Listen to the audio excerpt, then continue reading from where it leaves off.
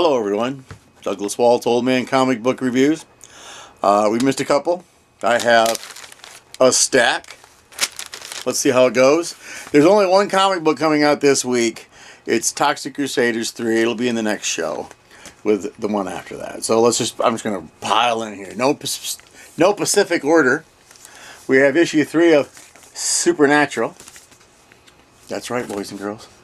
Greg Pak is our writer. Elliot Wright is our colorist. Why are they putting him over there? Where's the artist? Oh, good Lord, that's because they're all over on this other side. Eater Messias, Vincenzo Federici, Alessandro Ronalda, Gerardo Gambone, and Pasquale Gualano. And it's not Pasquale. There's no S in here. So, anyways, there's this guy who's sacrificing his friends, and the boys have to come and help.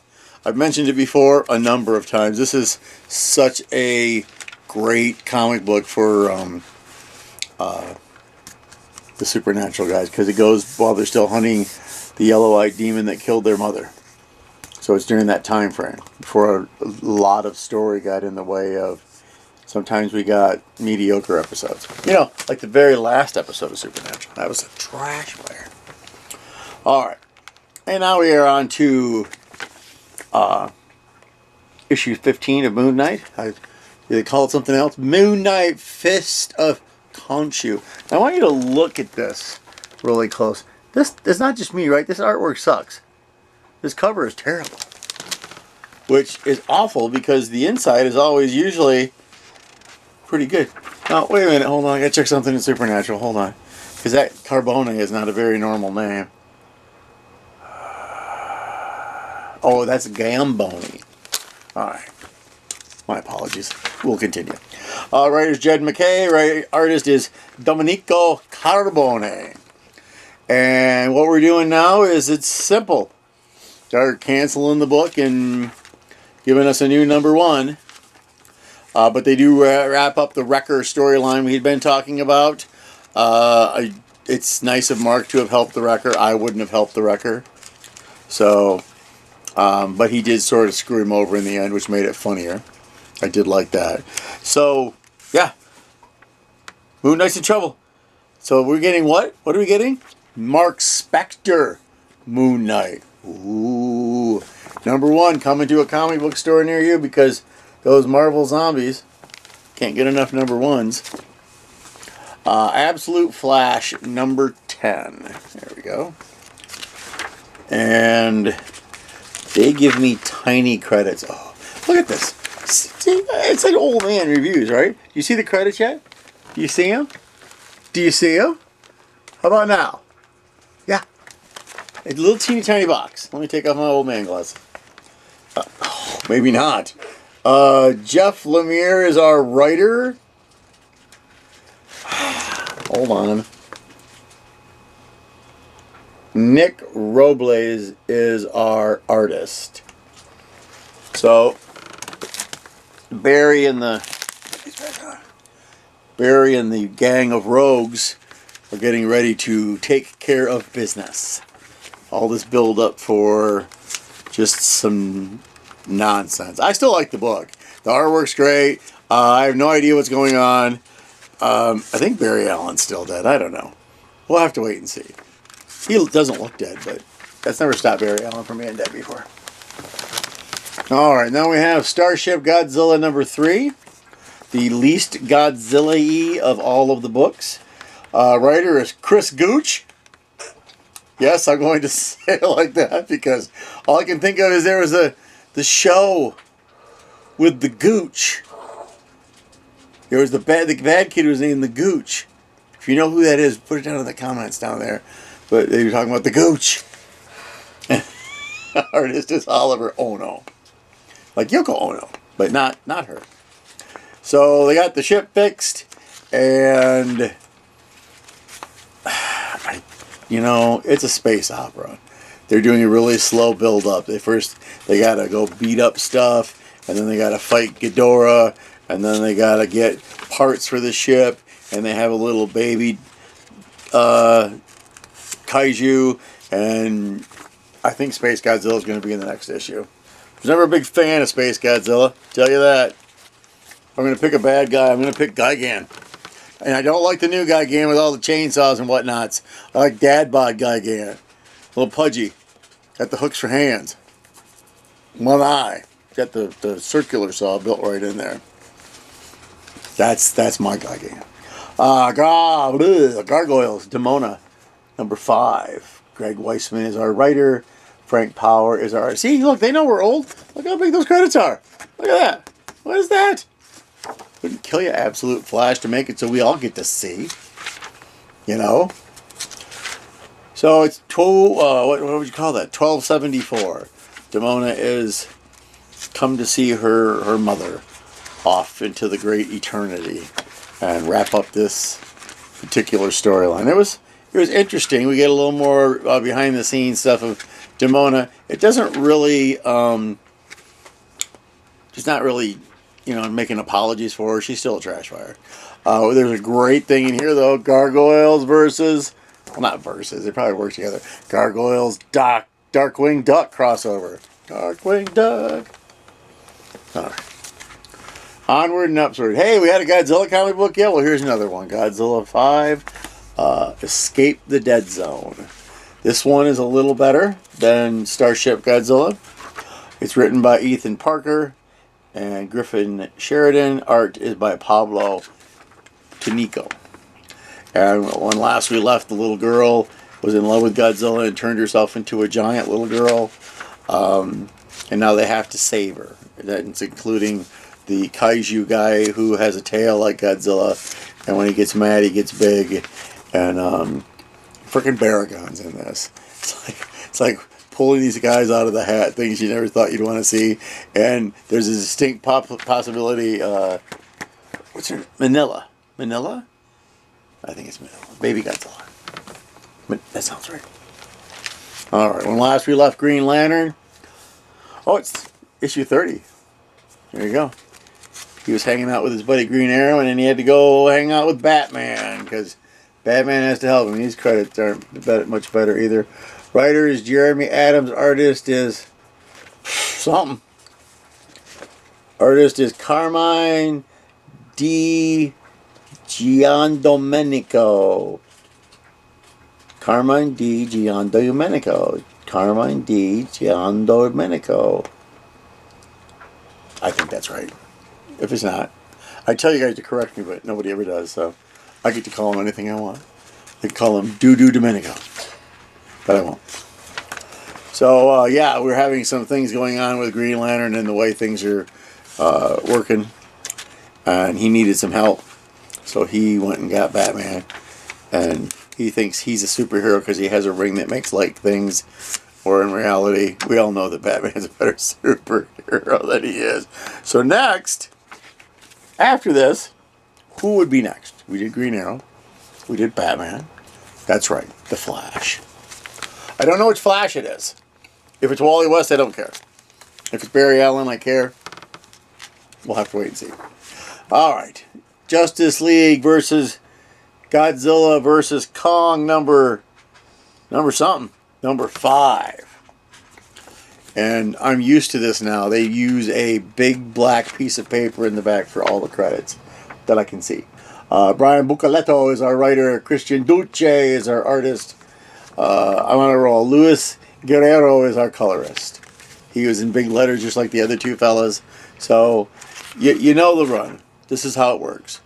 There's King Kong. There's Godzilla. There's another dimension. Our superheroes are going in there, but so are the villains. Cheetah, Wonder Woman's villain, is now kaiju-sized. And no one thought that was a good idea. Because she's a handful when she's not kaiju-sized. So she's sort of handing Godzilla his butt. So, and not a lot happens. Why, you say? Well, you have to wait for the last issue when you get the giant fight and end it. Although they did bring in 2 of the people from the last Godzilla Kong movie. We got that big bone-wielding orangutan that no one likes, and the adorable little frost dragon, who looks like she's being controlled by the dipshit gorilla. Thought we fixed that in the movie. That frost dragon is my wife's favorite part of that movie. We're messing it up. Alright, Sonic the Hedgehog, 83. When last we were here, we met a new little fella, whose name escapes me. Story is Evan Stanley. Art is Thomas Roethlisberger. And did they say his name? So last we left, Eggman brought in a giant robot to take anything he wants. Our lineup of characters that are doing the good fight is Sonic, Tails, Shadow, Rouge the Bat. Eggman's in it. He is not a good man. So, but what's the guys? Oh, Soleil. They're acrobatic circus Soleil. That's what his name is. And I don't remember what kind of critter he is, and they didn't bother to tell me. Maybe it's in the front. Hold on. Let's see. Nope. That's fine. So it's them fighting a giant robot Eggman that has missiles, chainsaws, and they have to beat the crap out of him. So the Celestial Troop, with Soleil being part of the Celestial Troop, decide that they're going to go ahead and give a hand to getting rid of Eggman. But you all know you can't get rid of Eggman. And then that's it. They threw his robot in a volcano. That's where it belongs. Where are we at? Told you there's a lot of books. We're not done yet. Hold on, kids. Number 18 of the Amazing Spider-Man. Countdown to 1,000. They're so excited about this. But even though it's going to be, what are we on? Legacy. Lord, that's tiny. Oh. Sorry, I turned on my car. 982. So we've got 18 issues. But this comic book comes out like every 4 days, I swear to God. Harry got beat up. He's pretending to be Spider-Man. He goes to J. Jonah Jameson's house. Gets blood on J. Jonah Jameson's chair. They talk about Peter. There's a lot of talking with Norman and J. Jonah Jameson. And then the devil woman, I don't remember her name. The devil woman, and she hung out with Hobgoblin. And yeah, and then there's a mushroom thing, and it blew up in this scientist's face, so we're going to have a mushroom man, probably. And they're spider slayers. They're goblin hunters. That's what the robots are called, goblin hunters. What a great name for a thing, goblin hunter. So, and then that guy with the helmet that beat up Peter so many issues ago, apparently he'll be back next issue. I think they're flipping between Earth and Peter being in outer space. It's a terrible idea. And I didn't tell you who did any of it, did I? What a terrible person I am. Hold on. Let me get you some sick credits here. Here we are. Writer Joe Kelly, doing a fine job, Joe. Penciler John Romita Jr. No. And luckily they got Scott Hanna to ink it. So unfortunately, while it still looks like John Romita Jr.'s art, it doesn't look. It still looks awful. All right, we have a winter special for 2025. Gargoyle, look at that great picture of Bronx in the snow in Central Park. Isn't that pretty? It's such a pretty picture. And you see, there's another dog. He gets a friend in this. All right, where are we at? Greg Weisman and Nate Cosby do the plot. Nate Cosby did the script. George Kambadis, Kambadis.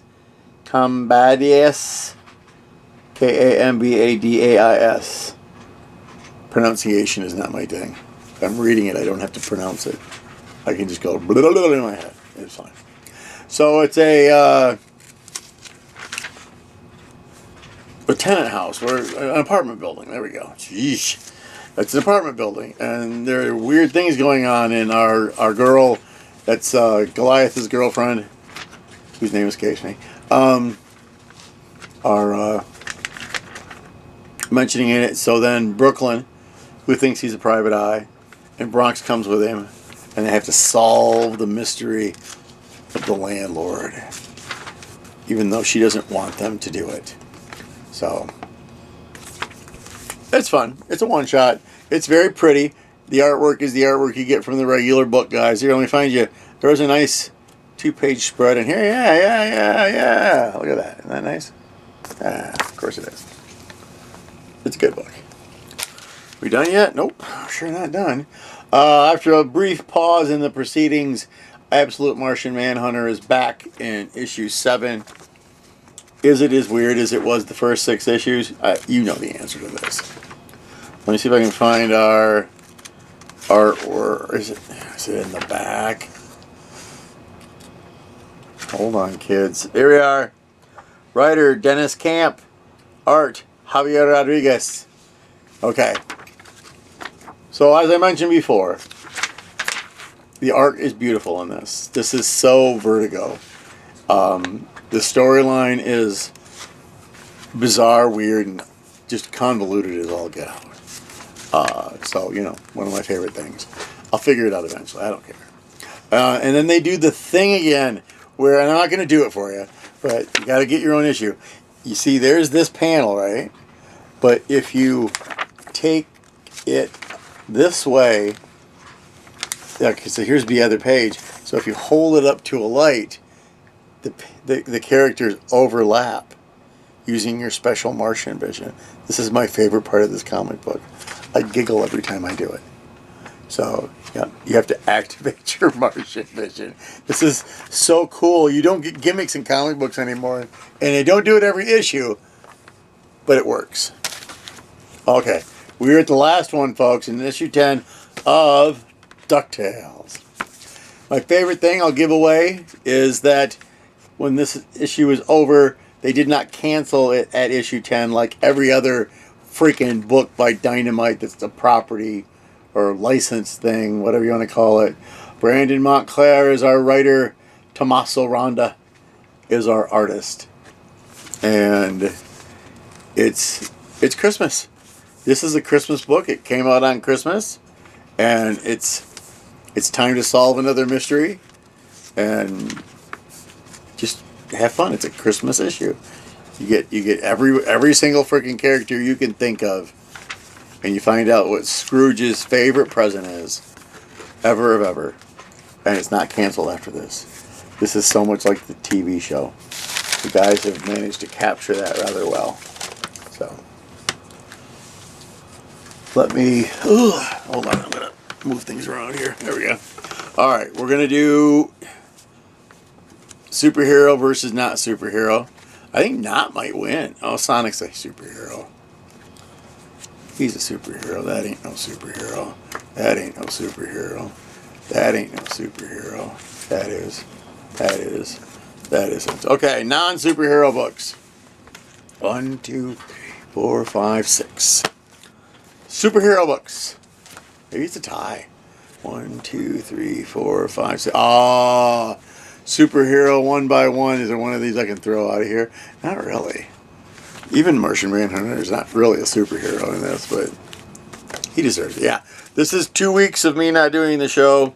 I'm still kind of getting used to my new JOB, where I sit and punch things into a computer all day. And today they taught me how to talk on the phone, because I didn't already know, apparently. So that's going to start a whole other portion of the show for my job. They do give us the national holidays off, so I don't work tomorrow. Make sure you all have a happy New Year. I'll probably say it one more time. So New Year's coming. It's time to learn to read. I know you all know how to read. But maybe you should pick up a new comic book. I don't have to worry about picking up comic books because they keep canceling mine or ruining mine. So they've all fallen by the wayside. Birds of Prey is gone. I'm waiting for them to cancel Batgirl next. They killed the X-Men line, or to me they did. It's dead to me. That's it. That's what I'm going to say. And that's so there was 2 books there I was buying. Yeah, but it's good because, like, for example, this week, because it's the 5th week and it's the end of the year, we only had 1 book. It's the 3rd issue of the excellent Toxic Crusaders book, made by the same company that makes the god-awful Toxic Avenger comic book series. So, and Lloyd Kaufman just turned 80 yesterday, so something to remember. If you're on Facebook, look for Lloyd. Wish him a belated birthday because he didn't do it in time. You know, stuff. So, I'm going to leave it there. I need you to go read comic books. Read them online. Read them at the library. Read them at your local comic book store. If you have Fanfare and you like comic books, if you give them $5 of your hard-earned money, they will give you 20% off all new books for an entire year. You believe that? Entire year. So do that. See if your place where you live has that. It'll be great. So once again, have a happy new year and go read a comic.